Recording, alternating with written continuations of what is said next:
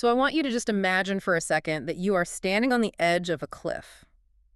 But it's not a natural one. Right, not at all. Yeah, you are looking down into literally the largest human-made excavation on planet Earth.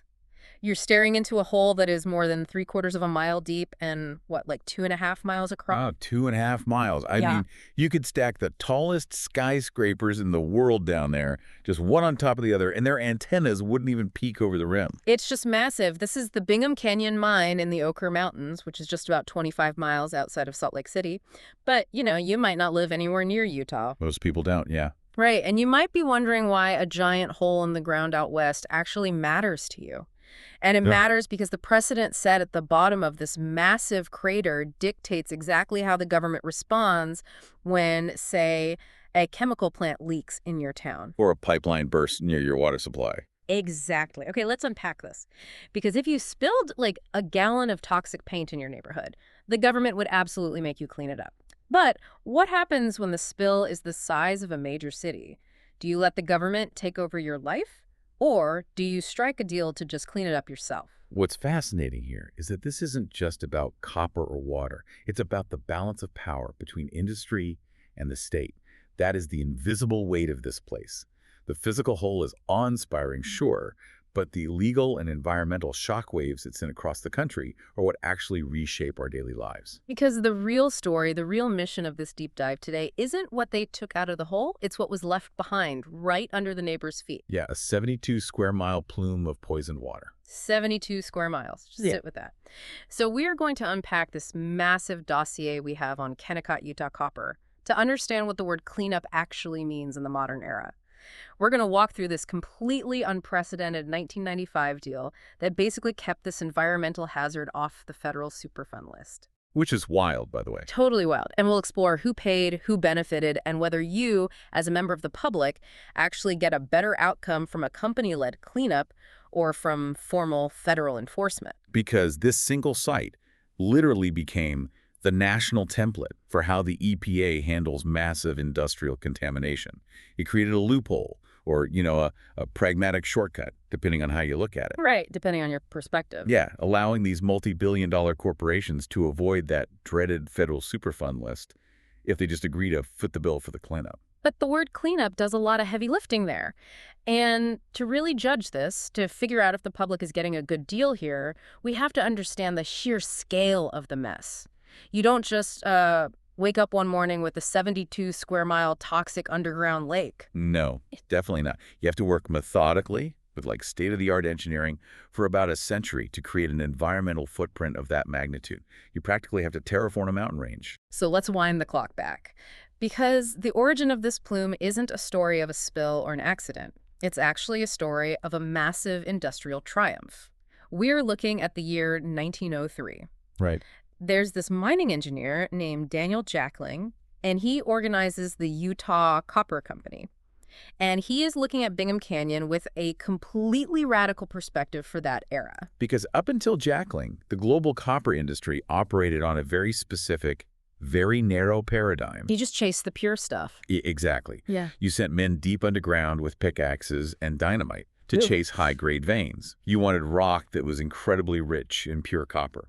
And if a mountain didn't have those rich, concentrated seams, the mining industry just considered it worthless. And Bingham Canyon was one of those supposedly worthless mountains. Yeah, because it was composed of porphyry ore. Porphyry ore, which for the listener means the copper is disseminated, right? Like it's not a solid stripe of metal that you can just follow into the dark. It's practically microscopic specks of copper scattered evenly throughout billions of tons of solid rock. It's like trying to harvest pepper out of an Olympic-sized swimming pool of mashed potatoes. You can't just pick out the pepper. You literally have to eat all the potatoes. That is a phenomenal way to visualize the metallurgical nightmare that Jackling was facing. I mean, the rock in Bingham Canyon contained perhaps 1% copper, sometimes even less. Wow, just 1%.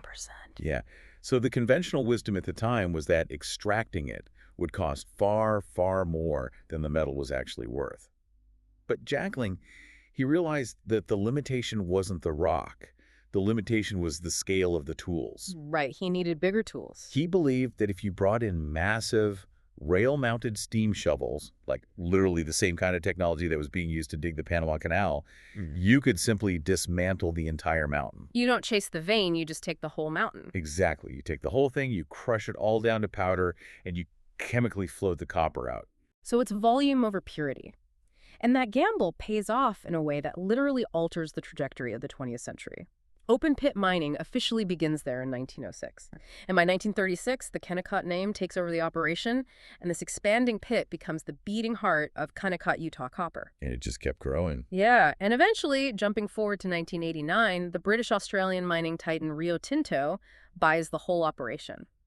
But throughout all of those corporate changes, the core strategy always remained the exact same. Dig wider, dig deeper, move more earth. And the output of that strategy is historically unprecedented. Bingham Canyon is credited with producing more copper than any single mine in the history of human civilization. That is insane. Any mine in history. Yes. We are talking on the order of 19 million tons of refined copper. 19 million tons. I mean, just think about what that metal built, right? That copper coincided perfectly with the electrification of America.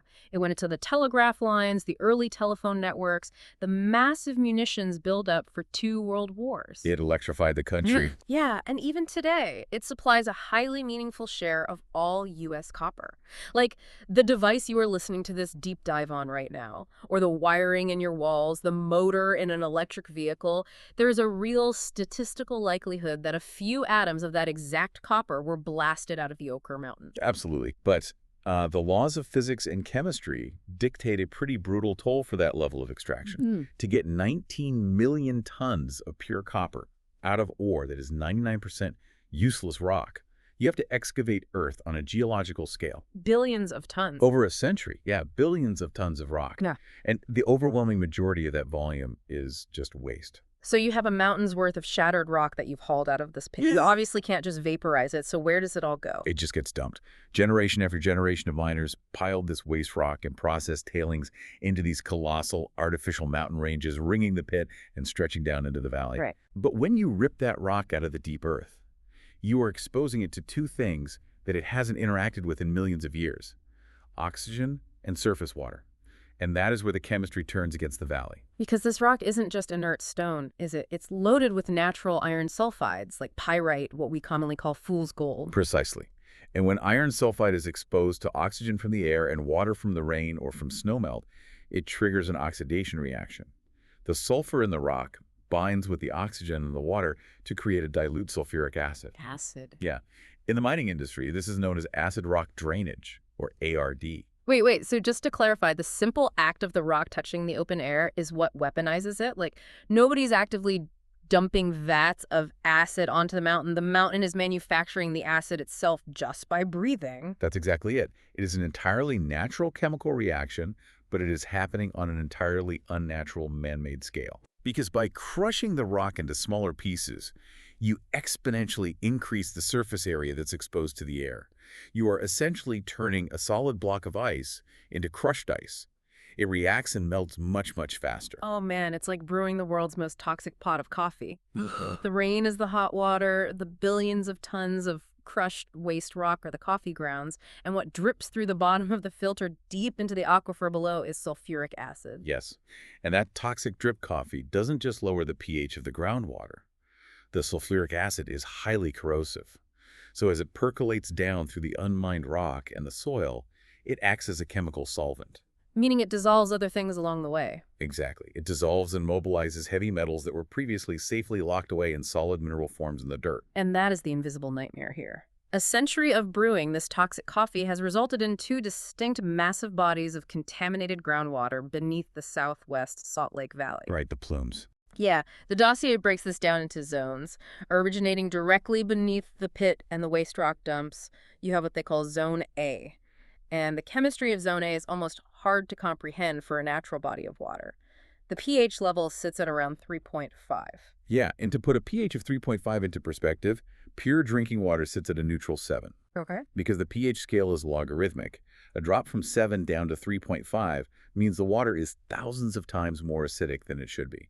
It is roughly the acidity of industrial vinegar, or like undiluted tomato juice. Oh, wow. It is corrosive enough to slowly eat away at metal pipes. And it gets worse because the state and federal environmental agencies found that the sulfate levels in this zone of plume range from 1,500 milligrams per liter to over 20,000 milligrams per liter. But the real danger, the really scary part, is what the acid dragged along with it. The heavy metals. Right. We are talking about severe concentrations of arsenic, cadmium, lead, selenium, and chromium. These are heavy metals that cause severe neurological damage, organ failure, cancer, and they are just sitting in the water table at levels far, far exceeding any safe drinking water standards.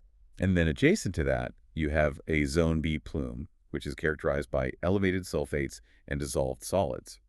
It's less acidic than Zone A, but it's still entirely compromised as a municipal water source. So it's still useless. Entirely useless. Combined, these zones create a 72 square mile subterranean footprint of unusable poisoned water sitting directly beneath a rapidly expanding suburban population. That is just, it's chilling. You have families buying homes, planting gardens in their backyards, sending their kids to the local school, totally oblivious to the fact that an ocean of heavy metals is hovering in the dark right under their basements. In the study of economics, we use the term externality.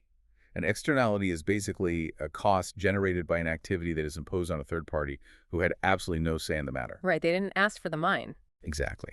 And this 72 square mile plume is perhaps the ultimate physical embodiment of a negative externality in the American West. It is the textbook definition of privatizing the gains while socializing the losses. Wow. Yes. The copper goes onto the rail cars, the immense profits go to the shareholders of Rio Tinto, but the sulfuric acid and the arsenic, they stay permanently locked in the soil beneath the neighbor's feet. The public inherits the permanent environmental debt of that wealth creation. But the contamination wasn't just sinking down into the ground where, you might only encounter it if you tried to dig a well. It was also blowing straight up into the sky. Yes, the air quality. Right. And before we get to how the government finally tried to tackle the underground water, we really have to widen the lens here because the Kennecott complex isn't just a big hole. It's a massive integrated industrial machine. It includes a sprawling smelter, a refinery, and historically, it even ran its own dedicated coal-fired power plant just to feed the massive electricity demands of the operation. You really cannot separate the mine from the air above it. And to understand the health concerns here, you have to understand the unique atmospheric thermodynamics of the Salt Lake Valley. The bowl effect. Right. The Wasatch Front is geographically notorious for its air quality. The valley is essentially shaped like a deep bowl, walled in by very high mountain ranges. Right. And in the winter, that bowl turns into a trap. Exactly. It experiences a meteorological phenomenon called a wintertime inversion. Normally, as you know, air cools as you go up in altitude, allowing warm, polluted air from the surface to rise and disperse into the upper atmosphere. The pollution just drifts away. Normally, yes. But during an inversion, a layer of high-pressure, warmer air moves in aloft, acting like a tight, invisible lid over the entire valley. The cold, heavy air gets trapped on the valley floor, and everything produced beneath that lid has absolutely nowhere to go. So every car exhaust pipe, every wood-burning stove, and every smokestack is just pumping exhaust into a sealed room. A giant sealed room. It creates this incredibly thick, gray, choking smog. And the primary danger in that smog is fine particulate matter, which is known as PM2.5. Right. Those are microscopic particles like less than 2.5 microns wide, which is a fraction of the width of a human hair. And because they are so impossibly small, your body's natural defenses, like the mucus in your nose or your throat, they can't catch them. They slip right past. Yeah, you breathe them in, and they travel deep into the smallest sacs of your lungs, and they can even cross directly into your bloodstream. And within that sealed wintertime bowl, the Kennecott complex has historically been described as the single largest industrial source of air pollution. But the pollution isn't just, dust blowing off the dirt roads. The smelter itself is a massive contributor to what atmospheric chemists call secondary particulate chemistry. Wait, secondary chemistry, meaning the pollution is actually transforming while it's up in the air? It's exactly. Yeah. The smelter releases gases, primarily sulfur dioxide, as a byproduct of melting down the copper ore. When that sulfur dioxide gas interacts with the moisture and sunlight trapped inside the inversion layer, it undergoes a chemical reaction in the atmosphere. It crystallizes into microscopic solid particles of ammonium sulfate. That is wild. Yeah, so the gas itself literally turns into solid PM2.5 particulate matter while it's floating in the sky above the city. That is deeply unsettling. And it brings us to a massively contentious debate over the numbers here in the dossier, because how much of this toxic soup is actually Kennecott's fault? Right, that's the big question. If you look at the advocacy groups, specifically Utah Physicians for a Healthy Environment and Wild Earth Guardians, they run the numbers and they estimate that Kennecott's overall share of Salt Lake County emissions is roughly 30%.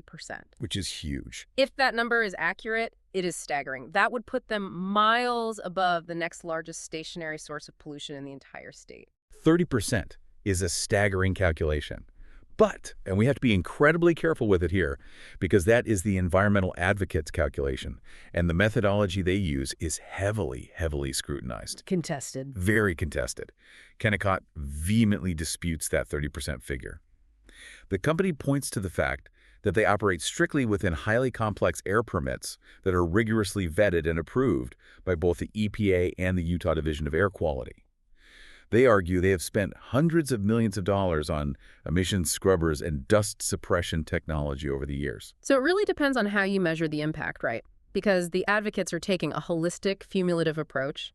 They are adding up the direct fugitive dust from the blasting, the exhaust from the multi-story haul trucks, and that complex secondary formation of particulates from the smelter gases. Right, they tally it all up. Meanwhile, the regulators often just look at permitted point source emissions. So it creates this massive friction where a company can say, hey, we are fully legally compliant, while a doctor at the local hospital says, my asthma patients are suffocating and your mine is the biggest thing in the valley. That friction is the reality of living next to heavy industry, and it actually came to a head legally in 1994. Under the authority of the Clean Air Act, a federal rule was instituted that capped the Bingham Canyon mine's annual throughput. Okay, what does that mean exactly? The EPA basically said you cannot move more than 150 million tons of ore and waste rock in a single year. Oh, an absolute limit on how much dirt they can move. Yes, the entire objective of that cap was to limit the sheer volume of fugitive dust kicking up from the active mining operations. Because even if you use water trucks to spray down the dirt roads, dropping 150 million tons of shattered rock into a crusher is going to create a localized dust storm no matter what you do. And the environmental advocates allege that the mine actually blew past this cap around 2009. They cited production figures well above that 150 million ton limit, and they pushed incredibly hard for formal enforcement actions. Now, Kennecott, predictably, disputes any characterizations of chronic violation, arguing that the advocates just fundamentally misunderstand the complexities of the permit limits. But if we strip away the legal back and forth over permit limits, the fundamental reality is just unavoidable. The people living in the Salt Lake Valley share the air, they breathe the dust, but they do not share in the copper revenue. No, they certainly don't. The scale of the dust and the emissions is not a tragic accident. It is a direct, unavoidable physical consequence of the scale of the earth moving required to process low-grade porphyry ore. You literally cannot separate the dust from the business model. It's just an incredible burden on the surrounding communities. You have massive air quality concerns above ground, raining fine particulate matter into your lungs, and a 72-square-mile toxic underground lake waiting in the dark below. So by the early 1990s, the situation was simply too large for anyone to ignore. Finally, the federal government steps in, they open up their regulatory closet, and they pull out the biggest stick they have. But instead of the hostile federal takeover you might expect, we get a totally unprecedented backroom compromise. Yes, the 1995 deal. If there's one thing a listener takes away from this entire deep dive, it should be the mechanics of this exact agreement, because it is the absolute hinge point of modern environmental enforcement. So let's look at the chessboard in 1994. The EPA evaluates the staggering groundwater contamination in the Salt Lake Valley, and they formally propose listing the south zone of the Bingham Canyon mine on the National Priorities List, the NTL. Right. Now, for anyone who hasn't spent time reading environmental law textbooks, the NPL is the roster of the nation's absolute worst, most hazardous Superfund sites. It is a list no corporation ever wants their name attached to. Yeah. It is the ultimate scarlet letter of American industry. A total nightmare for PR. Oh, absolutely. But the pressure on Kennecott didn't just start with the EPA in '94. The legal background actually starts a decade earlier at the state level. Oh, really? Yeah. Back in 1986, the state of Utah's Natural Resource Damage Trustee, the NRD trustee, filed a massive legal claim against Kennecott for damaging the principal drinking water aquifer of the valley. So the state was essentially suing them for ruining a resource that belongs to the public. Exactly. The groundwater doesn't belong to the mining company. It belongs to the citizens of Utah. Yeah. That 1986 claim eventually led to a major, drawn-out federal court case in 1992, which was known as State of Utah v. Kennecott Court. Okay, so imagine being the executives at Rio Tinto and Kennecott at this moment. The pressure's been mounting for 10 years. The state government is suing you for the total loss of the water supply, and now the federal EPA is hovering above you, threatening to slap the Superfund label on your flagship operation. From a corporate perspective, the NPL listing is a doomsday scenario. It destroys your public relations, it makes your investors incredibly nervous, it sinks your stock price, and perhaps worst of all for them, it brings federal regulators directly into your boardroom to essentially micromanage how you run your multi-billion-dollar private property. They lose control. Completely. Kennecott was desperate to keep that label off their mind. So in 1995, the EPA, the Utah Department of Environmental Quality, and Kennecott all sit down at the negotiating table. And they strike an agreement that completely shocks the environmental law community. It was a paradigm shift. The massive one. The agreement was this. The EPA would explicitly agree to postpone finalizing the NPL listing. They would just hold it in limbo. In exchange, Kennecott agreed that they would continue thoroughly investigating the site, and crucially, they would continue paying for and executing the cleanup themselves without the federal government taking control. Right. They formalized this with an NRD consent decree that same year, which essentially settled the state's lawsuit as part of the whole package. The national impact of this specific compromise in Utah cannot be overstated. This 1995 agreement became the literal foundational blueprint for what the EPA now officially calls the Superfund Alternative Approach. It started right here. It was birthed right here over this exact copper mine. Today, this is a standard mechanism used nationwide. It allows the EPA and a potentially responsible party, meaning the polluter, to run a Superfund-style cleanup without ever formally listing the site on the national priorities list. Okay, I have to stop here because we really need to interrogate the logic of this. It's like settling a major lawsuit out of court, right? Totally much. You avoid the decade of legal fees and you get a check today, but the defendant never legally has to admit guilt on the public record, and they avoid the maximum penalty. If the EPA is the federal agency designed to protect the environment, and they find a 72-square-mile toxic plume of arsenic and sulfuric acid, how do they justify saying, you know what, we'll let you handle it? It sounds bad. It sounds terrible. Doesn't that defeat the entire purpose of having a national priorities list in the first place? It seems like a massive dereliction of duty on the surface. I completely agree. But to understand why the EPA agreed to this, you have to look closely at the actual grinding mechanics of how a formal Superfund listing works under the law. Yes, the NPL is the biggest stick the EPA has, but it is an incredibly heavy, cumbersome stick to swing. Right. A formal listing triggers a rigid statutory process under a law called CERCLA. That's the Comprehensive Environmental Response Compensation and Liability Act. And Circle is famous for being an absolute legal labyrinth. It is a nightmare for everyone involved. CERCLA operates on a principle of strict, joint, and several liability. Wait, unpack that. Strict, joint, and several liability. Yeah, so that means the EPA doesn't even have to prove you were negligent. They just have to prove you contributed to the mess. And they can go after a single company for the entire cost of the cleanup, even if multiple different companies contributed to it over a century. Oh, wow. So when you formally list a massive, complex site like Bingham Canyon, a site that has had a dozen different corporate owners since 1903, it immediately triggers an avalanche of litigation. Because nobody wants to be left holding $1 billion invoice. So they just hire armies of lawyers to sue the EPA, and they sue each other, trying to deflect the liability. Precisely. A formal listing can mean years, and very often decades, of brutal litigation before a single shovel of toxic dirt is actually moved. It means relentless bureaucratic red tape. Furthermore, you have to remember that in the 1990s, the EPA was facing immense political pressure and budget constraints. Right, they weren't swimming in cash. No. If they force a listing, and the company fights it in court for 10 years, the EPA often has to dip into the Federal Superfund Trust to pay for the initial cleanup work themselves, hoping they can eventually sue the polluter to reimburse the taxpayers a decade later. It is slow, it is hostile, and it is brutally expensive. So the EPA is sitting there looking at 15 years of court battles, and meanwhile, the acid plume just continues to spread toward the suburbs. Exactly. The pragmatic logic behind the alternative approach is this. If the company, in this case Kennecott, and their deep-pocketed parent company, Rio Tinto, if they acknowledge the scope of the problem, and they have the cash on hand, and they are willing to do the exact same caliber of cleanup work to the exact same federal standards right now, why waste 10 years in federal court? Right. The alternative approach theoretically forces the polluter to pay directly and immediately, completely bypassing the agonizing federal red tape. I mean, I understand the pragmatism. It makes perfect logistical sense for an underfunded agency. But we can't just look at the theory, right? We have to look at the execution. We need to evaluate whether the public actually got a better deal out of this in the end. We do. If we move from the mechanics of the 1995 deal to the actual physical outcomes in the Salt Lake Valley, we have to compare this company-led voluntary cleanup against what a formal, uncompromising federal Superfund listing might have actually achieved. So let's start with the case for the company, because they did not just walk away. No, they didn't.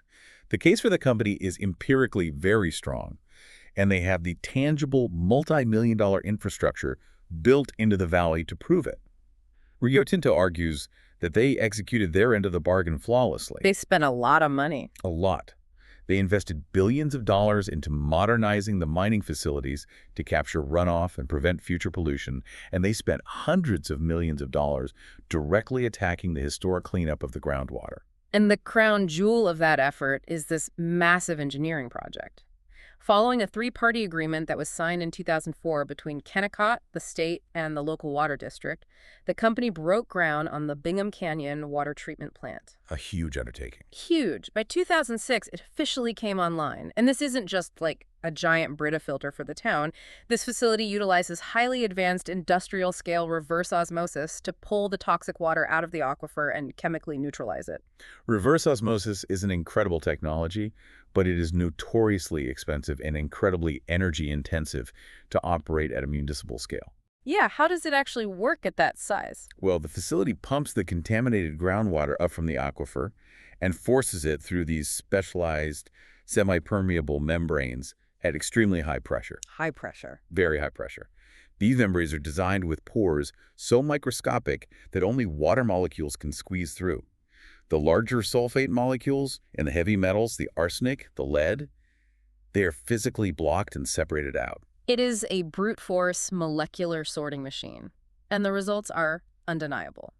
The plant takes that highly acidic, toxic zone of plume and processes it into 3,500 acre-feet a year of culinary quality water. Which means drinking water. Right, drinking water that actually exceeds state safety standards. It is a remarkable engineering achievement. The recovered treated groundwater is then delivered through the Jordan Valley Water Conservancy District directly into the municipal supply. It is surreal when you really think about it. The residents living in these sprawling suburbs down in the valley are literally drinking the cleaned-up plume. Yeah, they are. They turn on their kitchen tap to boil pasta or, make baby formula. And the water coming out of the faucet used to be laced with lethal heavy metals and sulfuric acid hovering directly underneath their neighborhood. And this tangible reality is the absolute cornerstone of the argument supporting the Superfund Alternative Approach. Supporters of the 1995 deal point directly to that water treatment plant and argue that this cooperative process delivered actively managed, safe drinking water to the public vastly faster than an NPL listing ever would have. Speed was the benefit. Exactly.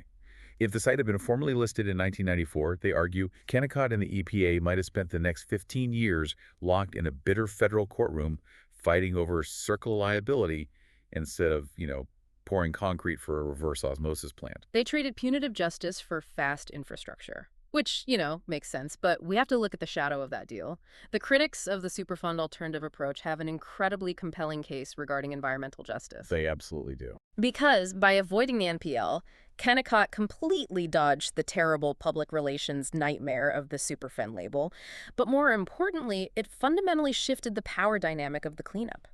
It allowed the responsible party, the polluter, to steer their own remediation. That is the key right there. Right.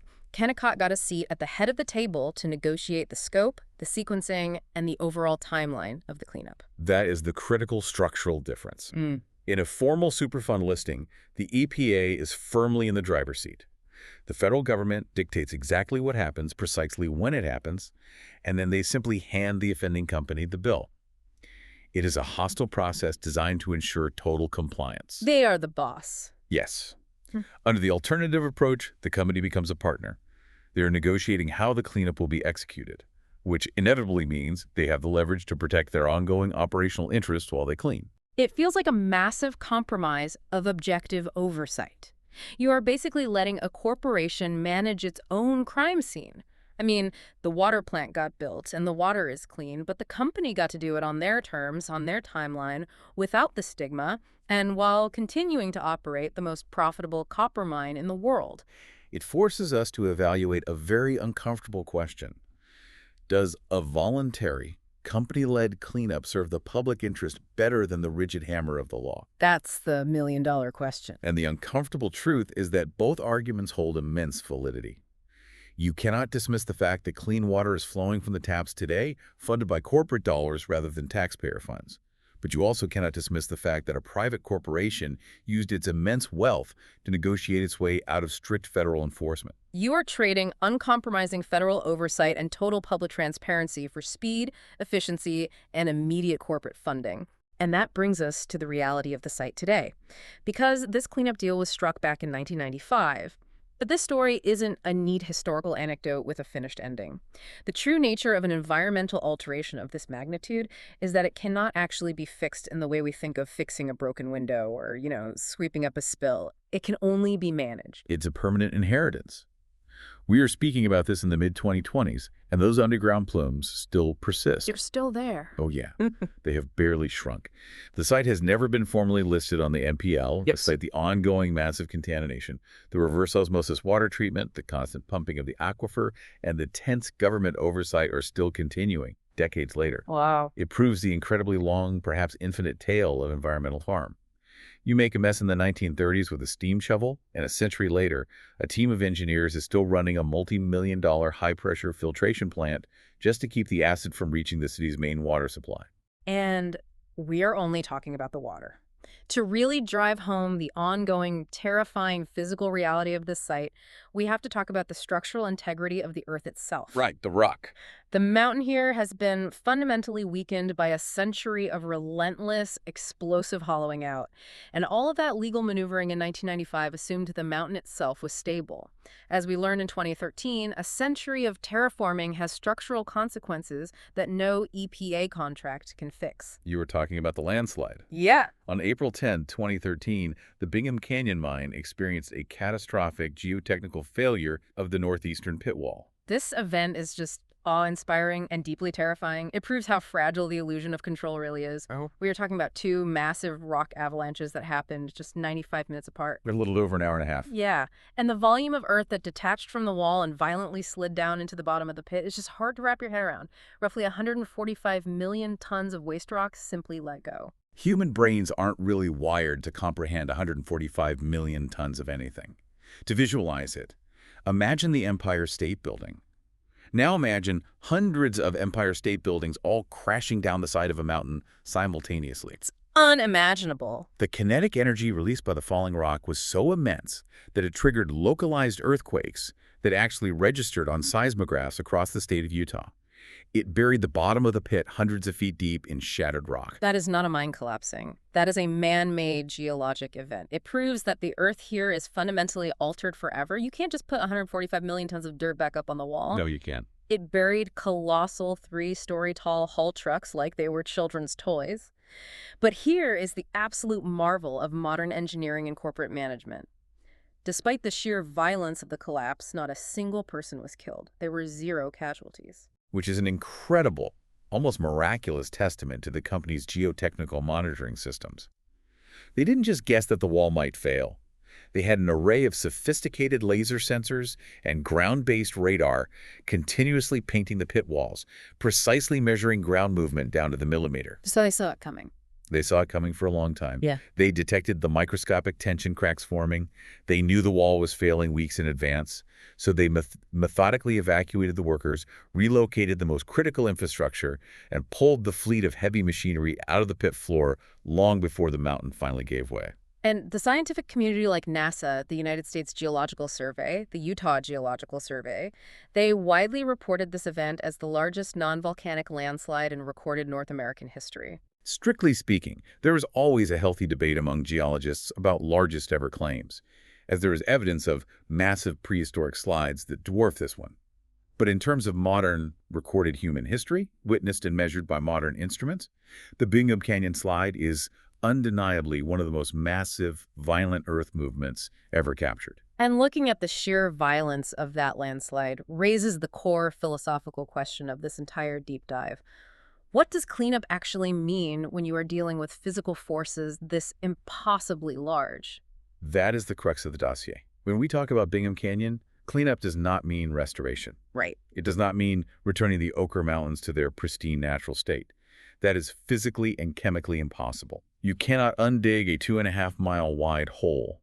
You cannot put the millions of tons of pulverized rock back together, and you cannot unoxidize the sulfuric acid. The genie is out of the bottle. It's exactly. Cleanup here means a negotiated, heavily engineered, multi-decade management of a problem that is simply too massive to erase. It means perpetual water treatment plants, perpetual air quality monitoring, and perpetual anxious stabilization of the Earth. So let's synthesize this journey. We started by looking into a hole 3/4 of a mile deep, trying to grasp the scale of a century of industrial ambition.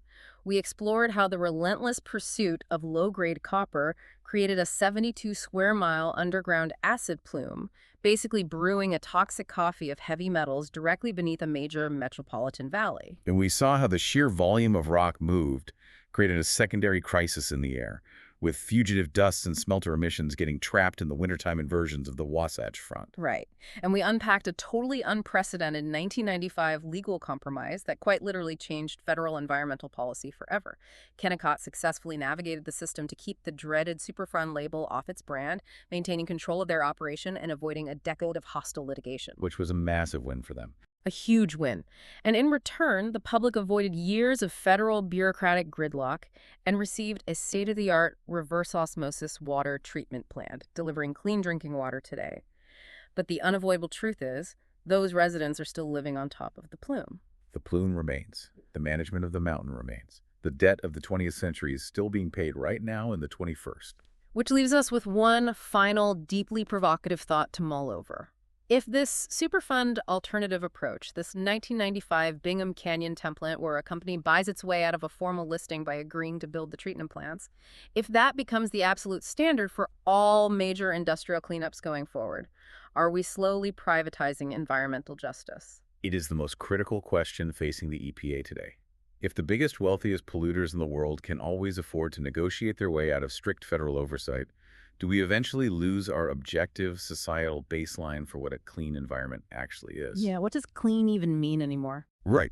Do we accept that massive contamination is just the cost of doing business so long as the company can build a big enough filter at the end of the pipe?